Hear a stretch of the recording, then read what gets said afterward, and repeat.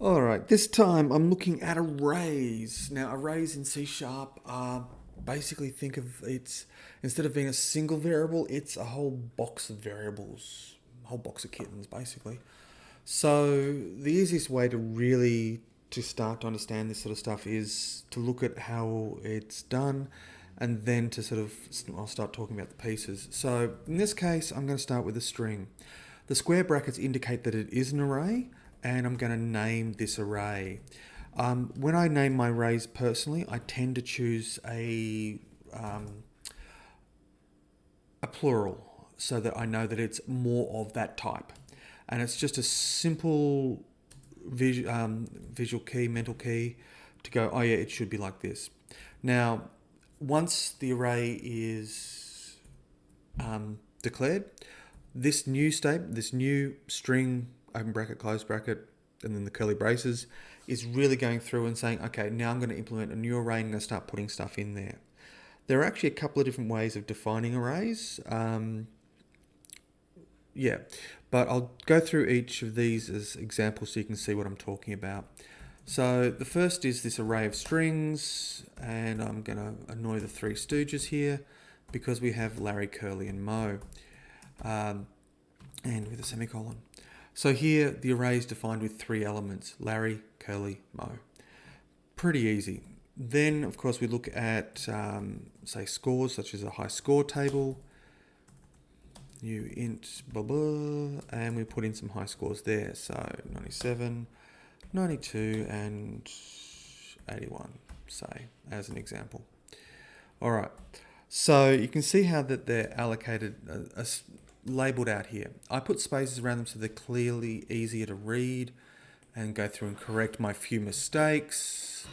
And you've got the definition of the array there. If I wanted to define a temporary array that has nothing in it, then I could actually just go new int, and then here when I'm actually declaring it or assigning it, whoops, square brackets, and inside the square brackets I can put the number of elements I wish to exist for that array. So here you can see how the array is defined. Now, actually going through and displaying the set array. This is where what I talked about last time about loops being indexed from 0 becomes important, because I'm just going to call it loop because I'm feeling lazy at the moment. And so here my loop is going from 0 to the number of elements. I'm going to put 3 in this case, and I'll talk about better practices in just a second. But basically, this is the way it sort of tends to get done. So if I go to console, write line, and then I drop in the element, so element, because this is actually what they're referred to as, elements of an array, plus my loop variable, plus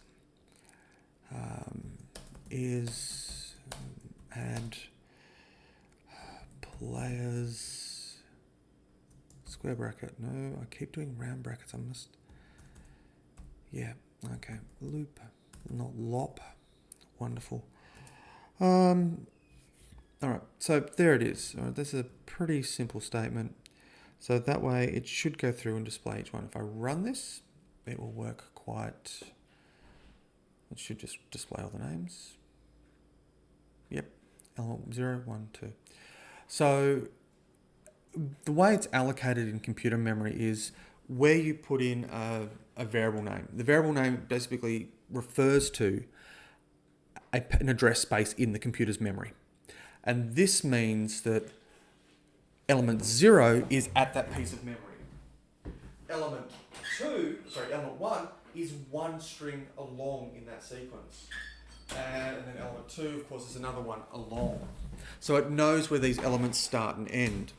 It's probably a little easier with integers, because integers have a defined amount of memory space that they occupy. And this is how the array idea started, basically massive arrays of numbers and doing calculations on them. So here we've got this sort of basic idea. Now I'm going to start breaking the program and show you a couple of the problems that can occur. So what I've done here in this loop variable is actually bad practice, and I want to point it out to you and show you why it is bad practice. So first up, we have, it'll run through and display all things, and then it'll spit an error, because basically what it does is it hits an array out of bounds error. because when you program it, yep, there it is. It's just crashed. It goes index out of range exception. So I'll just close that. Go back here. It displays the first things, and then it gets to element 3, and goes, oh wait, that doesn't exist. What's going on? So as a thing, it's really trying to do something that's impossible. So an actual better practice is to actually name your array variable and use the length. And that will give you the length of the array. And that way your loop will always be less than the length of the array. Of course, disregarding negatives, but that's another case entirely. And then of course we can go on and do a little bit more than with this, and has a score. I'm not going to worry about the additional spaces.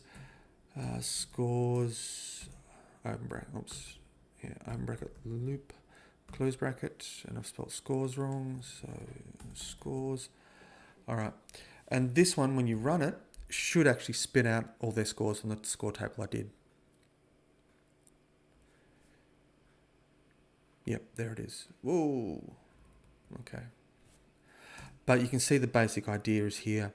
If you look at the activities that I've given you, really what you're looking at doing is putting together a high score table where people can type in their 5 high scores and basically get that data going. Type in the name of the person and their score, and you'll need to do what checking you can. I haven't got to error checking yet, but that's another whole kettle of fish that we need to examine down the track. So at this point, this is the basics of array. Have a bit of a play with it. Look at the activity booklet I've provided, and yeah, any questions, hit me out in the comments.